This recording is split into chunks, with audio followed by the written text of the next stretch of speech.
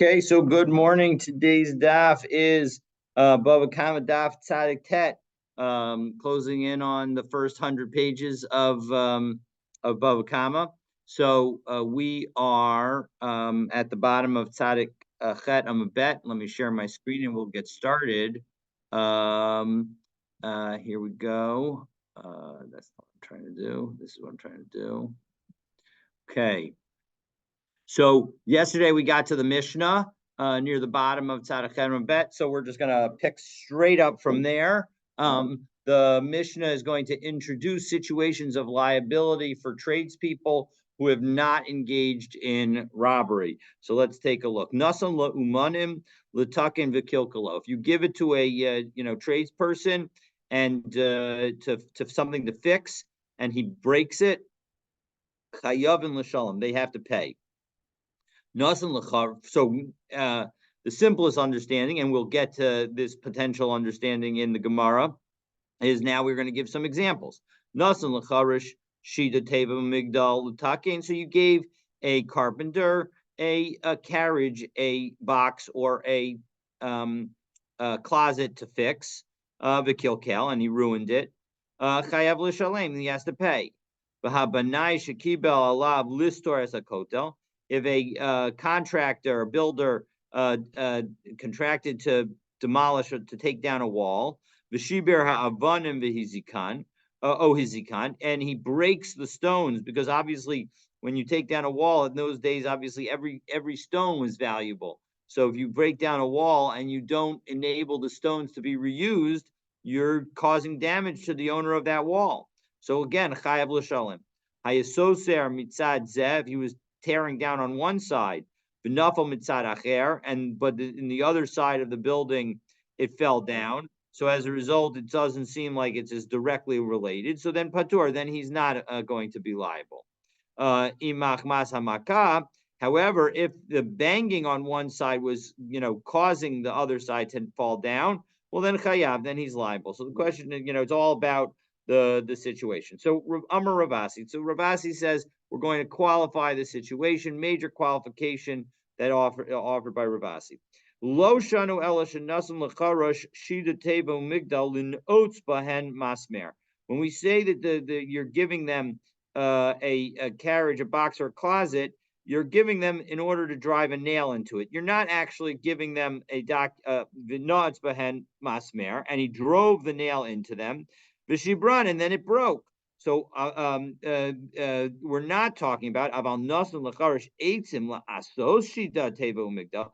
If, however, you were to give the carpenter the wood in order to make the carriage, the box, or the closet, well then v'asa mehen shida teva umigdal, and he makes it v'shibran, and then it breaks, patur. Then he's not going to be liable. And when we say patur, we mean he's not going to be liable for the finished product. But he can't. All he has to pay is give back the wood, right? He has to pay for the wood that he ruined. But he would not have to pay for the finished product. So if the finished product is worth $100 and the wood is worth $10, he'd have to only give back the $10. So my time, what's the reason? Why doesn't he have to give? After all, the guy contracted for the finished product, and the guy made the finished product, and then it broke. So my time. So what's the reason? Because uman kona b'shevach. Because a tradesperson, a worker who's got a professional worker, he acquires the improvement of the item through his work, and so as a result, when he breaks the item, he's breaking his own thing, and not the thing created by, not something that is owned by not as something that is owned by the customer. So now we're going to have 4 efforts to try and either challenge or support Rav Asi's statement. So the first and the third will be challenges. The second will be a support, and the fourth will be an effort to say that that there's a debate among Tanaim. All 4 efforts are going to fail, but let's go through it. Tanan. So we have our Mishnah. Nasal le'uman v'kilkalu chayavim l'shalim. We have in the opening statement of our Mishnah that if you gave something to a tradesperson and they ruined it, then they're going to be liable. So my lab the yahav lahu eitzim. Isn't this an example? Isn't this referring to where you give wood and therefore doesn't that show that Ravasi is incorrect? Lo, Shita Tevo Migdal. No, when we say that you're going to get something in order to fix it, it's interesting because the Gemara's wording does not reference the word litakein. Obviously, in our wording in our Mishnah, it does say litakein. So it's obviously that can be a much a key word in highlighting the fact that we're talking about repairing something. But in any event, we're talking about even according to the wording the Gemara quotes from the Mishnah, which doesn't refer to fixing, but rather just to that you gave the worker the product, the potentially maybe the raw materials, and we say no, it's referring to where you give the worker the almost finished product, and so as a result, there is no opportunity for improvement of the item. It's just about fixing it, and so as a result, it's not going to the worker is not going to take ownership of the item. So Hamid the Gatani Seifa, well, 1 second. But if you're going to tell me that the first line of our Mishnah is talking about where you gave a carriage, a box, or a closet in order for it to be repaired, well, that's the next case. Hamid Gatani Seifa, Shita Teva Migdal. That when you give the worker, the carpenter, a carriage, box, or closet, Miklal Deresha Eitzim. Doesn't that imply that the first case of our Mishnah is referring to giving raw wood in order for these products to be made? So not necessarily. Amri Parushi Kamma, as we exactly interpreted our Mishnah, that's the way that the Gemara is now answering. So the point is that when we say Nasan Luman and Latakin, it's not a new case. It's not a different case than what's going to follow. It's the heading, and we're going to then explain it. So that's the story. So now, Ketzad, and what is the situation of giving something to be fixed? Nasan Lumanim Latakin v'Kilkalu Chayavin L'Shalim. So Kagon Shinasan L'Charish Shida Teva Umigdal. So what's an example of giving somebody, a tradesperson, something to fix and they ruin it? It's an example is where you gave a carpenter a carriage, box, or closet. V'hachinami mistabra deketza dekatani, and this actually can make sense. Maybe indeed we can actually use this our Mishnah as a proof for Ravasi and say de'isal kadaitek reisha eitzim, because if you were to tell me that the first part is talking about woods, hashta ashmi'inan eitzin chayavin l'shalim. Once you tell me that when you give the craftsperson wood and they ruin it after making the finished product, and they're not liable, and they're liable to pay. Below amrinan uman kona b'sheva kelim, and we don't say that the worker acquires the improvement in the item. So shita teva migdal mi boy. Is it even necessary to tell me the fact that that if I give the carpenter a finished carriage, box, or closet to repair and he ruins it, that he's going to be liable? Of course that's the case. So the Gemara says, no, that's not actually a good proof, because imishum ha lo irya. Because if you were to tell me that that's not, that in and of itself is not going to be a good proof, because Tana Seva legaluya resha, you can say that the end of our Mishnah, the second line of our Mishnah, is clarifying the first line of the Mishnah. Shalo tomar reisha shita tevu migdal aval eitzim lo. Because you might have thought meaning we can say that our Mishnah is also consistent with the person who would say that that if you were to give raw wood, it will not enable the worker to acquire the product. So even after the worker builds the raw wood into a carriage, a box, or a closet, he still won't own the item. And so in that case, why was it necessary to say repair once you tell me the first case as saying that it's referring to giving raw wood? Because I don't want you to say that really the first case is not talking about giving raw wood. It's talking about giving a finished product. So Tana Seva, Sheda Teva Migdal. So that's why we said in the second case, a carriage box or closet, Miklal Dereja Eitzim, and that even though the first case is wood, you're going to be liable to pay. So the bottom line is we've tried on some level to contradict Rav Asi from our Mishnah, and then we tried to use our Mishnah to support Rav Asi, and we've come to the conclusion that you can't do either. So now we're going to try and support Rav Asi from another Mishnah. So Lema Misayeh. So now that was number one. So now we're going to try again to support our Mishnah, support Rav Asi from another Mishnah. So Lema Misayeh. Let's say that the following supports him, and this is a Mishnah that we'll learn over the weekend. It's on Daf Kufam Abet.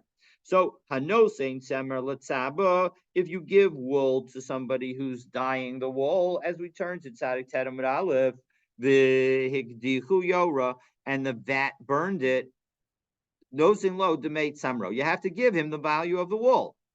Note that, and now we're going to say it explicitly, Demate Samro Demate Samro Vishivcho Lo. You only have to give the value of the wool. You don't have to give the value of the wool plus the improvement. So as a result, so lav kishehikdicho ala achar nefila, and isn't this a case where the dye has already improved the wool, the ika shivcha, and so as a result there has been improvement.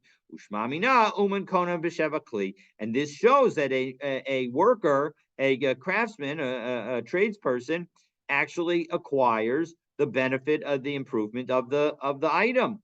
So Amar Shmuel says, no, and we could be talking about the following. Where the vat burned the wool as soon as it fell into the vat. So before that the dye was able to take any effect. The Leica Shivcha. So as a result, there's no benefit.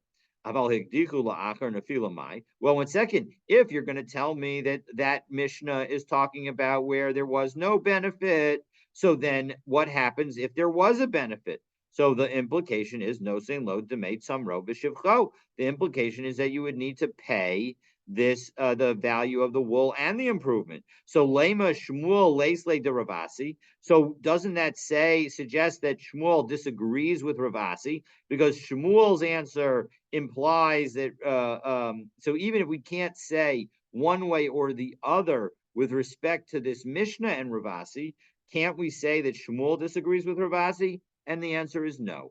Amar lach Shmuel hachab b'mayaskin. We can talk about the following: Kagon ditzemer v'samanim de balabayas, that we're talking about where both the wool and the dye belong to the person who gave to the customer, and so as a result, the customer gave both of them. V'tzaba agar yodei hu deshakel, and the dyer is just basically taking his time. There's no time and materials; it's just time, and so as a result, that's just a wage. It's not as if he's going to take ownership of anything. Well, ihachi nosin lo demate samro the sabanim and baile. Well, one second, if that's true, if the situation was where the wool and the dye were being given to the worker, well, then why doesn't that Mishnah say that the wool and the dye need to be paid? No. So the point is Shmuel is just trying to say that you don't have a definitive proof with respect to Rav Asi. He isn't necessarily giving his own opinion. And so again, we tried to bring now a proof to Rav Asi, and we were unsuccessful. Now again, we tried to contradict Rav Asi. So Tashma, case number 3, effort number 3, and we're going to ask effectively a question. What about the following brisa? Hanozin taliso le'uman, you give a talis to the uman, some kind of coat or cloak to a craftsperson, to a tradesperson. Gemaro v'hodio, if he finished it and he told the owner, afilu mikan v'ad asara yamim, even if the guy waits 10 days, eno over al lav mishum lo salin, the the customer has not violated the prohibition of the item remaining overnight. So there's a prohibition in the Torah that says that you can't delay paying a worker, and that essentially, if you wait to the end of the day and you haven't given the worker his wages, you violated this isser. And the following, but Nasano la b'katzi hayom, if the tradesperson has returned the cloak to the customer in the middle of the day, so then kevin sheshaka alav hachama, as soon as the sun sets, over alav mishum gal talin, then you violated the prohibition of not remaining overnight.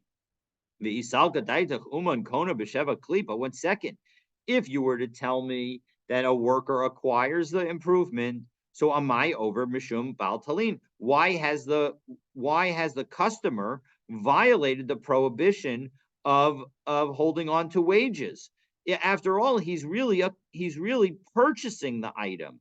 So as a result, when he's purchasing the item, that is essentially a debt, and a debt, we don't have the same rule of not paying overnight. It's not just wages. So Amar of Mari Breda of Kahana Bigarda Disarbala. So we're talking about teaseling. I had to look up this word, a thick cloak. So teaseling is when you take a teasel is actually a kind of thorny, naturally growing vine. I mean, it's like a pod kind of thing. I think that's what I saw. And the point is that you can it's sort of like what were those things that would attach to your clothing? You know what I'm talking about? So it's like that it probably would attach to your clothing and you would hold on to your clothing, but it's probably got a little pointier stuff. And what you're doing is you're sort of like pulling out, you're sort of, it's a way of softening the garment by using some thick, some pointy thorns essentially to scrape the garment. Deleka shivcha, and that's not really a benefit because the item, it was a cloak beforehand and it's a cloak afterwards, so maybe it's not really any kind of benefit whatsoever.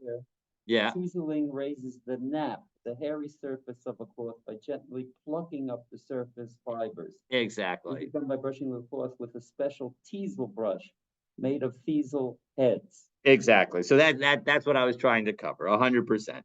Exactly. So now at the end of the day, but now we're going to question that, because if in fact you're softening the document, lamai yavanale, why did he give the cloak to the craftsman? L'rakuche, in order to soften it. And kevin derakche hainu shivcha. If he then softened it, that's an improvement. Meaning you gave the guy the coat in order to improve, and he did it. So as a result, it can't be that we're talking about teaseling. So we had a nice little aside about what teaseling is, but lo tzrika de agre leviche. So the point is that there's a step before teaseling that we're going to say that's being involved, and that's stamping the cloth. And that really has no benefit, because the end result of the stamping of the cloth is going to be on some level a hardening of it. But there is a benefit, because it sort of eliminates any apparent holes in the garment that might have otherwise come out to exist. So as a result, you're now going to have a thicker, a thinner garment, but a more coverage, so that you're not going to be able to deal with it. And bitsha b'mata, and we're talking about where each stamping is worth a ma'a. So dahainu schirut. So as a result, we're not talking about actual payment of a tradesperson, but rather we're dealing with just simply wages for labor. And of course, wages for labor is subject to the concern about remaining overnight. So lumai de solik adaitin de meikara de lo agre levici, and the fact that we originally wanted to say that this brisa was not talking about stamping, but rather was talking about some kind of improvement that would be done by an uman, by a professional. So Messiah Rav Sheshis, that shows that we were thinking that Rav Sheshes was correct. Devo mi name Rav Sheshes, because they asked Rav Sheshes, kablanut, if you have a contract worker, over alav mishum bal talin o eno over. Do you violate the prohibition of not giving the contract worker his wages if you wait until the end of the day before paying him? Va'amar lahu Rav Sheshes over. Yes, you do violate the prohibition. And so as a result,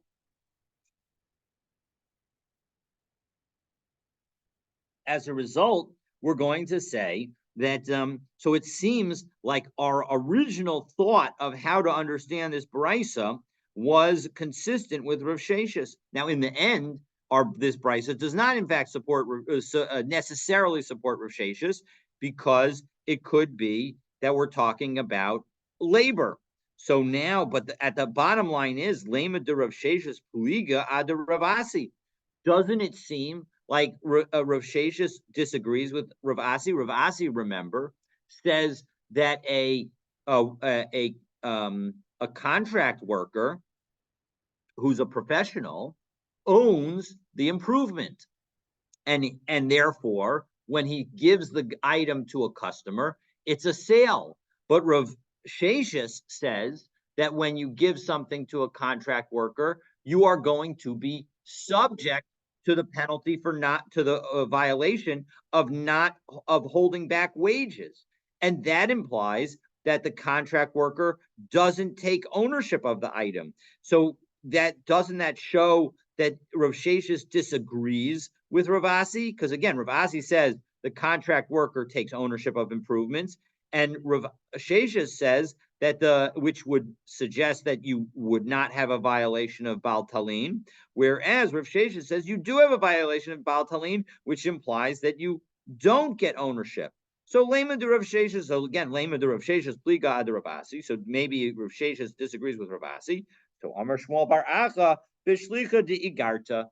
There are a variety of different kinds of contractual workers. And if the person was if the contract was Bishlicha de Igarta, to send letters, well, the letters that are sent do not have an improvement with them. Obviously, there's something good about doing it, but there's good there. You are buying something, but apparently, it's interesting to think about it this way. The Gemara considers a mailman, a male person, to be a mail deliverer, to be a professional, an uman, and so as a result, even though that they're considered a professional, and so as a result, you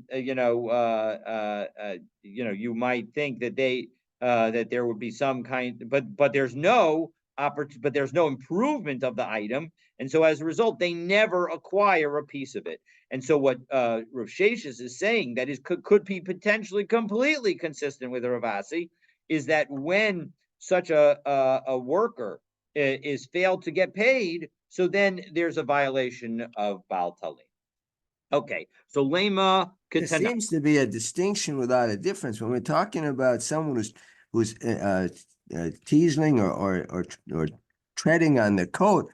Isn't he in effect acting as improving the item? It's not really labor. He's actually, you're giving this to someone. You're paying him to do the work for you, so your coat is in a better shape. So what's the nafkamina here? So the nafkamina is the following: that if you pay the guy to improve the coat and by teaseling, so then there is a real improvement, and the coat becomes effectively, or at least the improvement of the coat becomes property of the worker, of the tradesperson. However, if you pay an hourly wage for somebody to do something, so then, which is the stamping case, that basically you tell them, I'm going to pay you X dollars for every stamp that you do. So then that is a different situation. Now that changes it from a contract work. The question is sort of, are you paying for the finished product, or are you paying for the process and the time? And if you're paying for the process and the time, then it seems like it's going to be you're paying wages, and so as a result, the worker will not acquire any improvement. Whereas if you're paying on the contract basis for the entire item, and it's a fixed price for the entire item, so then the worker is now becomes more of a tradesperson and is going to get and is going to take ownership of the improvements. So No, the that's why. contract, no, Go ahead. okay. But it still seems, yeah, you set the There is conditions still in improvement. advance. You're absolutely right. There is still improvement of the item. What in the Right. end, what seems to be the difference is whether or is the method by which you're paying the person. If So you're you set paying the conditions in advance then. correct, of course. I mean, you never want to give something for somebody to work on and not know the conditions of the contractual relationship. That would be, that would not be a smart move for a customer. I mean, not that I have, I've certainly done that myself and felt and regretted it. Giving something to the cleaners and saying, "Oh, can you repair this or that?" And it turns out they repair something that is either more or less, and they didn't repair the whole thing. The point is that you want to try and get the as much detail as possible. All right. So in any event, now we're up to effort number 4. Again, first and third were efforts to contradict. We were unsuccessful. Second was an effort to support, also unsuccessful. Now we're going to say lema tonight. So let's take a look and see what happens. What's the machlokas tanayim? Listen to the following brisa.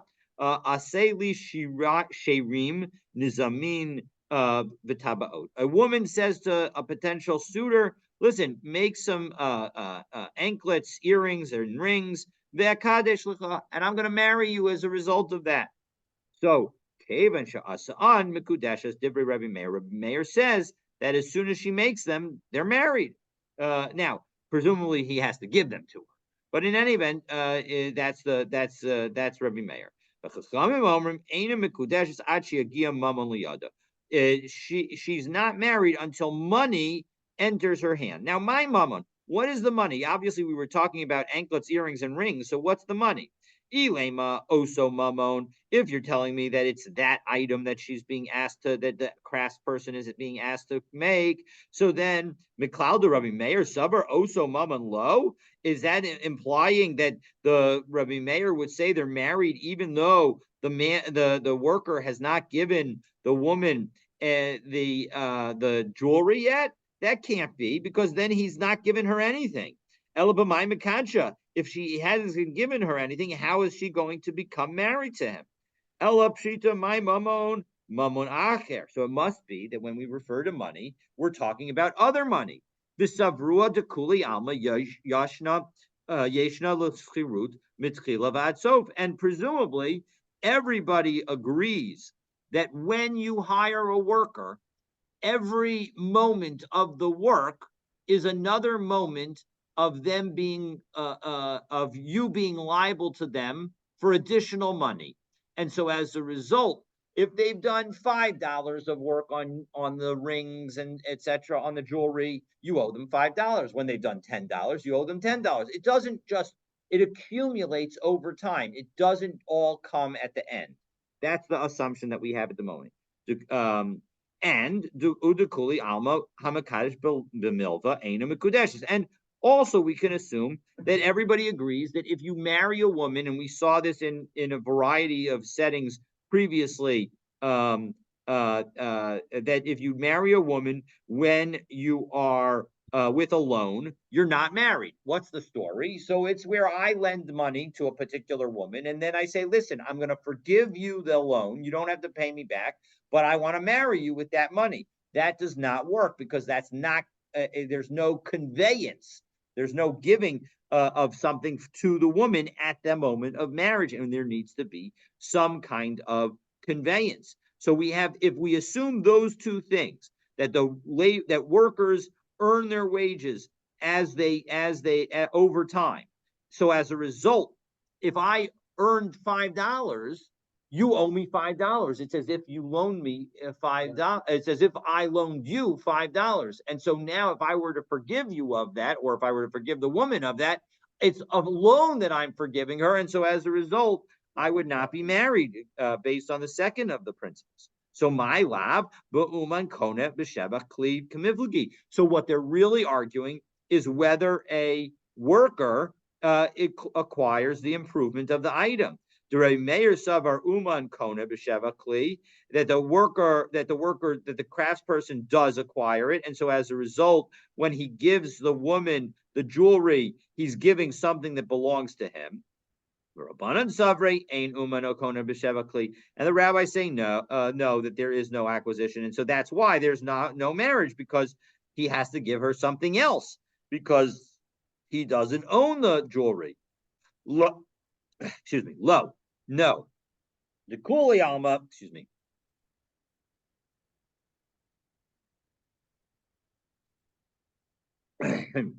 The Kuli Alma, Ain Uman Kona B'Shevachli. Really, everybody could agree that the worker does not acquire the improvement, meaning contrary to Rav Asi.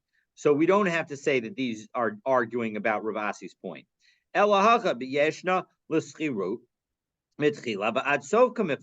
Rather, they're arguing about whether or not a laborer gets paid in the laborer gets earns his wages over time. That Rabbi Meir Savar ein l'schiros ela b'sof. Rabbi Meir says no, you don't earn the money over time. When you finish the project, that's when I owe you the money. And so as a result, the key there is the following.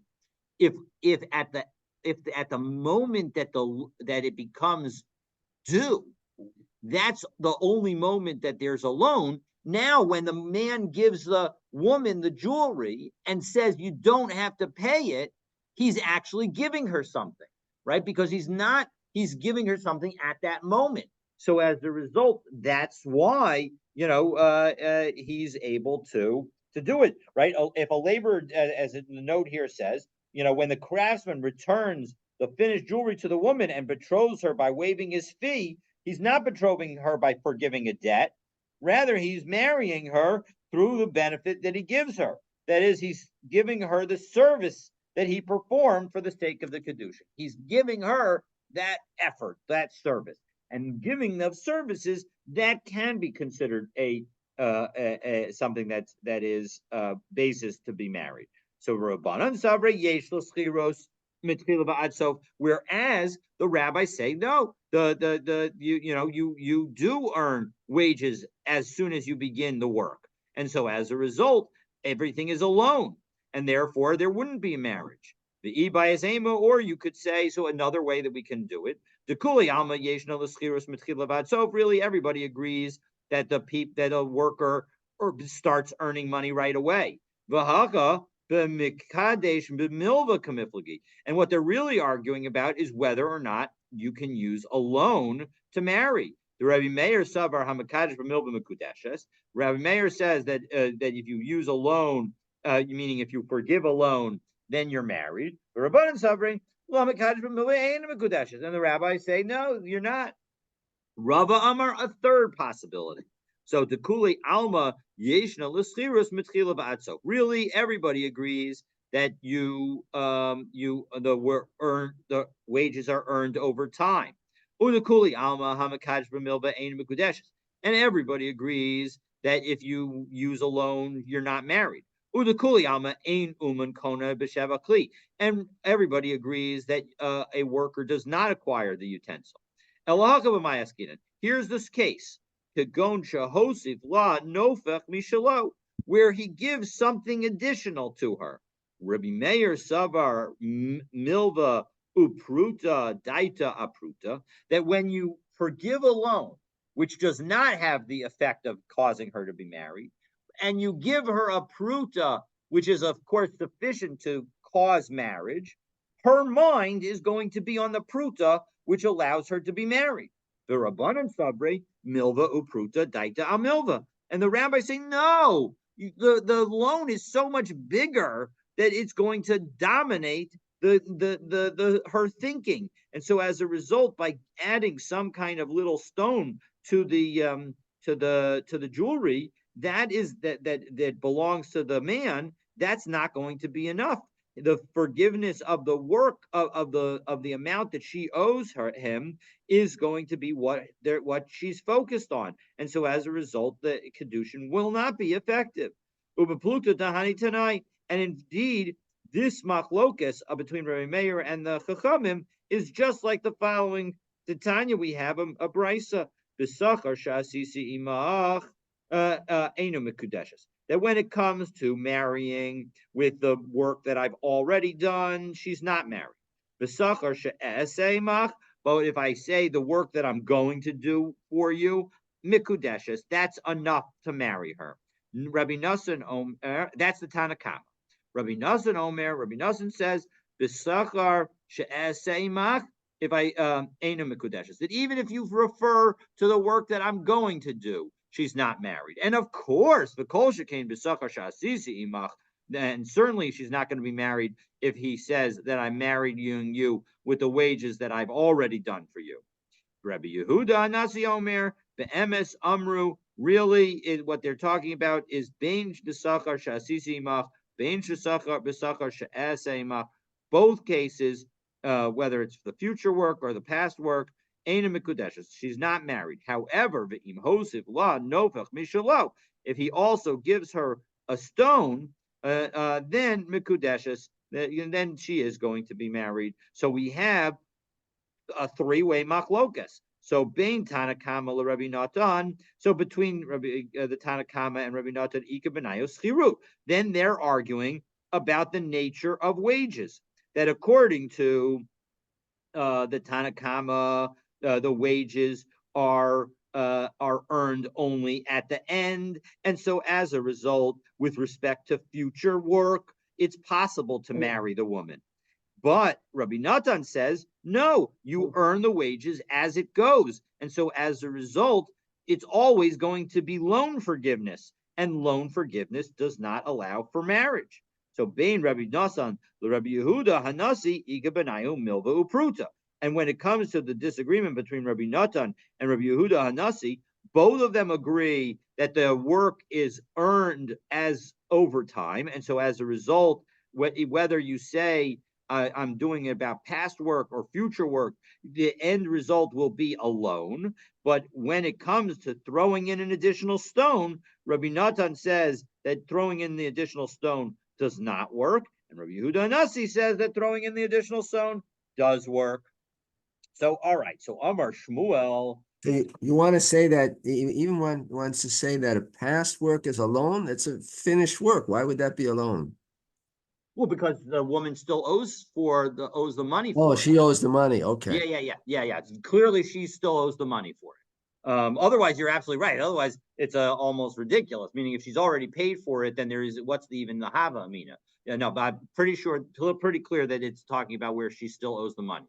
And the point about the second, where it's the future work, the question is when when he gives over the item, she's already considered to have owed the money because he earned the money as the time went on. So then that's a loan also. And that's the debate between the Tanakama and Rabbi Natan. Okay, so now we're going to change topics just a little bit. Again, we're talking about various professionals who mess up. And so now we're going to talk about somebody who messes up shchita. So Amar Shmuel, Tabach Uman Shekilkel Chayav L'Shalem. If you've got a slaughterer who's considered an uman, a professional, so then, and he messes up, so then he has to pay. Mazikhu posheahu. He is both a damager and negligent. Nazek omer lo shchot li mikan v'shachat lo mikan. Because it's like the owner said, slaughter the animal here, meaning slaughter it in the right place, and the guy slaughtered it in the wrong place. Well, that's, obviously, if you don't do what you were contracted to do, you're going to be liable. Now, lama leila meimar mazaku posheahu. Why did Shmuel specifically refer to the guy as both a damager and negligent? Because if he had only said damager, haba amina, I might have thought, hani mili hechad avid b'sachar. That's only where the worker is getting paid. But maybe if he's working for free, he would not be liable because after all, he's only a damager. And here he's not, he's not getting paid. So he's not really, although obviously he's doing damage, but he's, why should he not, maybe he shouldn't be liable because he is, he's doing the other guy a favor. So Kamash Milan Posheahu. So that's why we also reference to the fact that that's considered negligence. And so as a result, he is going to, even if he's not working for a fee, he's going to be liable. Esve Rav Chama bar Guria l'Shmuel. So Rav Chama bar Guria asked Shmuel, listen to the following brisa. It seems to contradict you. Hanosin behemel tabach v'nibla. If a person gives an animal to a to a person, to a shochet, and the shochet makes it into a nevela, meaning he slaughters it incorrectly. Uman putter, if he's a professional, he's exempt. Hedyot chayev, if he's a regular guy, then he's liable. Well, 1 second, but if you pay the guy, ben behedyot, ben uman chayev, and then it doesn't make a difference whether he's an expert or not. You're going to be liable. But the key difference here is Shmuel had said that even if the guy's an expert and is not being paid, then he's going to be liable. And yet this brisa says no. So Amrle lekar mochach. So Shmuel said, listen, your brain has become muddled, meaning you're all cloudy. You're not realizing that there's a key difference. So asahu mirabanan kaimosivle. And again, there was another challenge from other rabbis, and they said the same question. And Amrle hasha shakalt shaklat my deshakal chavre, the same treatment you should have as the other guy. So, and now, fortunately, though, he explains himself because kamina lachu ana Rebbe Meir. Because if you look at my words, although I didn't actually say that I'm holding like Rebbe Meir, it's clear that I'm holding like Rebbe Meir. So Amrisu li Rabbanan, and you are citing a brisa that is according to the rabbis. So amai lo dayak damili, you milai, you needed to be more careful about my words. Shani omer mazik hu posheahu, naseka omer lo shachot li mikan v'shacha mikan lo mikan. Because I said that this person is considered a damager and negligent, and it's as if the person, the customer said, slaughter the animal here, and he slaughtered it elsewhere. And man islay high svara. And who's the one who thinks like that? Rebbe Meir to Amar mi by Leila Memre Anashe, because Rebbe Meir is the one who says that a person needs to pay attention. Now, where is it? So, hi, Rebbe Meir. Where is it that Rebbe Meir says that you have to pay attention? We're going to have 3 possibilities. The first 2 are rejected. The third one will be the accurate location. So, Ilema had Rebbe Meir. If you want to tell me that the Rebbe Meir is the following one over here, Titanan Ksharo Ba'alavla B'Mosera, V'Na'al B'Fanav Karaui. That if in fact you, the owner of an animal, ties up his animal with a rein, or he locks the gate in front of it, the yatzav hizik, and he goes out and does damage. Bein tam bein muad l'chayav. Divrei Rebbe Meir. Rebbe Meir says that the owner of the animal is going to be chayav for not having watched it accurately, whether the animal is a tam or a muad. So doesn't that show that Rebbe Meir is saying a person needs to pay attention and it has to takes extra precautions? No, Hasam Bakrai Pligi. No, when he gave that opinion in that situation, Rebbe Meir has a verse that he relies on to say that in that situation, there's going to be liability. So let's try opportunity number 2. Elaha Rebbe Meir, Ditanan, Litzboa lo Adom, the Tzabao Shachor. We saw this Mishnah previously.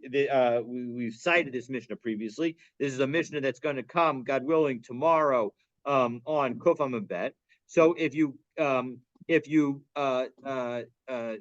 give something to somebody, to the dyer, in order to dye it red and he dyed it black, Shachor Tzva'o Adom, or vice versa, Rabbi Meir Omer knows in load to make some row. You have to pay for the wool. So again, doesn't that show that the worker needs to be extraordinarily careful? So hasabiyadayim kla'omine. No, because that's where he did it intentionally. What he did was intentional. He may not have done what he wanted to do, but he did it intentionally. So that's not necessarily a situation to show that you have to pay attention. Elaha Rebbe Meir. This is the one that's the Rebbe Meir. Titania. This is actually a brisa. So even though it says the Tanan, it should be the Tanya. Nishbira kadu below silka. If you broke a pitcher and you did not remove it, so you were walking in the street and you had a pitcher of water, and the pitcher breaks, and now there's water all over the place, so very slippery. Nafla gemalo below hemido, or you're walking along and with your camel, and your camel falls, and you don't stand the camel up. Rabbi Meir Omer Chayav ben Nizkan, you're liable for any damage that happens. The rabbis say no. The Chachamim say no. You're not chayav, because you are liable in the court of heaven, but you're not liable in the court of man. So b'kaimalan de beniskal poshehu pligi. And what we're arguing about here is tripping considered being negligent? And in the end, Rabbi Meir is saying yes, tripping is considered negligent, and that's consistent with the idea that Rabbi Meir said, according to Shmuel, that a person needs to pay attention.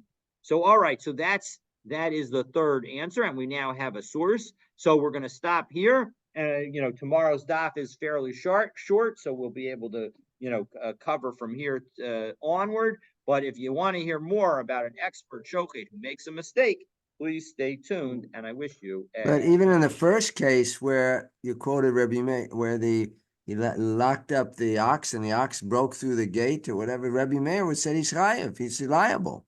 Yes, that's right. That's why we thought maybe that was the source for having to be extra careful. But the problem with that being the source is that Rabbi Meir cites a verse from the Torah to support him in that case. So that is a unique case, and it is not meant to be one from which we could learn out to other situations. Well, why wouldn't I'm still not clear. If he uses that as a source, isn't it? What's a greater source than the Torah? Right? No. The point is that the Torah psukim that he uses are psukim about an ox doing damage, and so as a result, it is only in connection with an ox that does damage that you need to, that even if you tie it up or you lock the gate and it goes out, you're going to be liable. The point is that, but we're trying to say that a person who shechs in the wrong location, even if he's an expert, is going to be liable. And that is not necessarily something that you could learn from those verses that Rabbi Meir cites in connection with an ox going out and goring. Oh, it's very specific. Okay. Exactly. That's exactly the point. All right. The shikach. Okay.